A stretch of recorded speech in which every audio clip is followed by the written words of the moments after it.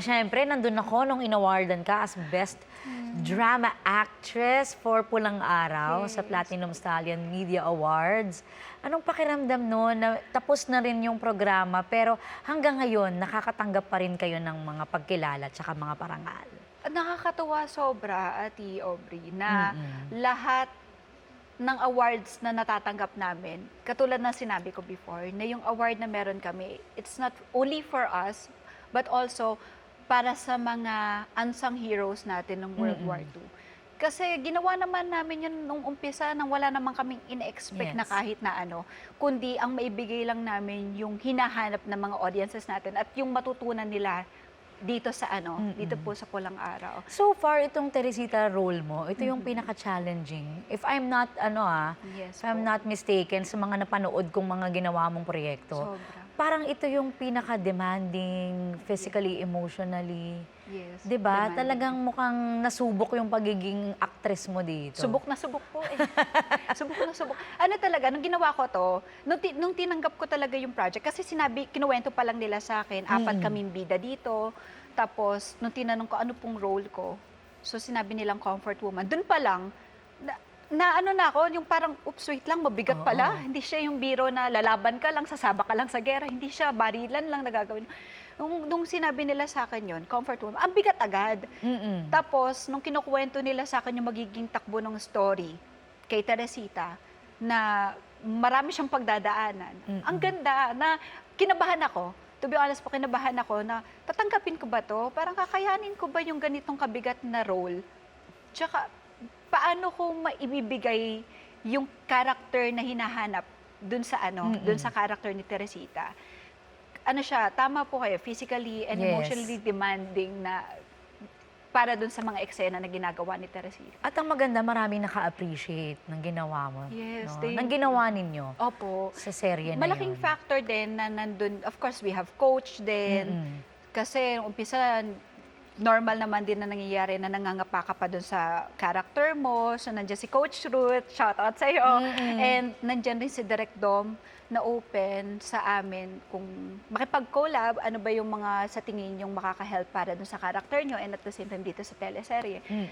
Malaking factor din yung mga artistang kasama ko doon, si Ate Rochelle, si Ashley, na sobrang huhusay. Doon sa comfort women namin na scenes. Miss Isay. Miss Isay Alvarez, napakahusay nila. So, ang bigat na, ang kagandahan doon, nagtutulungan kayo. So, malaking bagay na sila yung nakasama ko. Tapos, yung humanga rin ako sa mga talents na doon mo ma-appreciate, there's no big or small roles Oo. talaga. At nanggaling ka doon. Nanggaling po Diba? ako doon. Nanggaling ka sa pagiging talent. Opo. Bago mo naabot to. Totoo po. Nag-extra pa ako dati. Oo. Sa ibang mga nakakilala sa akin, alam nila yan. Ang layo na ng narating mo. Mula doon sa, mula doon sa, kumbaga dumaan lang, kaibigan ng Kaibigan ng kaibigan. Kaibigan pa. Kaibigan ng kaibigan pa. Parang Kaibigan. assistant friend of of the best friend of the lead actress. 'Di ba? Pag looking back sa niya, tapos ito na natatanggap mong mga roles ngayon, nakakatanggap ka na ng mga pagkilala. Anong gusto mong sabihin sa sarili mo na parang, kita mo, ito na yung naabot ko? Grabe. Ano po kasi kapag meron akong award, Ate Aubrey, every time na meron akong natatanggap, magandang reward for yourself na ito pala yung nagawa ko. Pero yung may maka-appreciate sa ginawa mo, yun yung feeling ko success na yung ang sarap lang sa feeling. Laging ganon. Kaya nga sa lahat ng naniniwala sa akin, sila yung rason kung bakit nandito pa rin ako, kung bakit mas ginagalingan ko pa. Kasi sila yung mga naniniwala sa akin. So, nakaka-happy.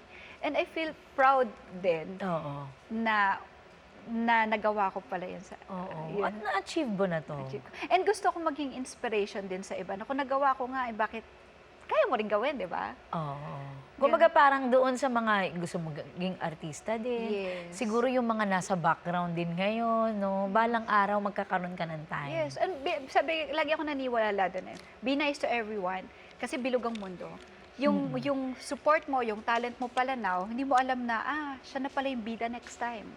So, ganun eh. May mga milagrong binibigay sa'yo si Lord. May mga blessings na binibigay bigla sa'yo si Lord.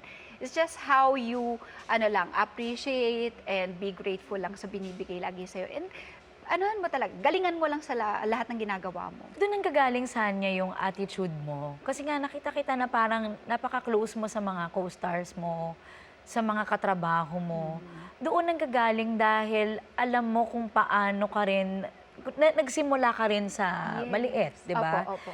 Doon ang gagaling ba yung pakikisama mo on how you treat other people? Kasi nung talent ka, yung nandun ka lang din sa background, may mga artista rin ba na nag-treat sa'yo ng maganda, naging mabuti rin sa'yo? Yes. Nung nag-extra ako noon kay Miss Bella Padilla, isa siya sa mga sobrang nice din sa akin. Kapag palangiti siya, yung malaking bagay kasi yun eh. Kapag kinakabahan ka kasi as bagong artista, malaking help na mukhang, alam mo yun, nice sa'yo yung co-actor mo, yung artista.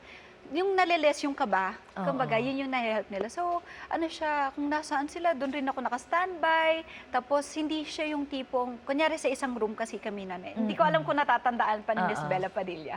Pero, nung magkakasama ka doon, kasama ko si Lexie Fernandez, tsaka ako, tatlo lang kami doon. But they're really nice naman na at first. At isa pa, si Andrea Torres. Andrea Torres. May moment ako na extra ako sa kanila, as ex ako ni Mr. Micael Daes, hindi ako makaiyak, hindi ko kaya. Tapos alam mo yung tinulungan ako ni Ate Andrea, si Miss Ada, na makaiyak yung kahit na anong oras, kasi malaking bagay yung oras para sa lahat ng prod eh. Pero siya yung nagpa-feel sa'yo na, sige, kaya mo yan, kaya mo yan. Kinukwento ko yun sa kanya, kasi magkaibigan na kami now. So, sabi niya talaga, nagawa ko yun. Diba, yung parang ganun ka-genuine kasi, pag genuine ka kasi sa isang tao, hindi mo natatandaan yung mga bagay na magaganda mong ginawa sa iba eh. Minsan, pag normal na lang yan sa'yo eh. Ganun siya.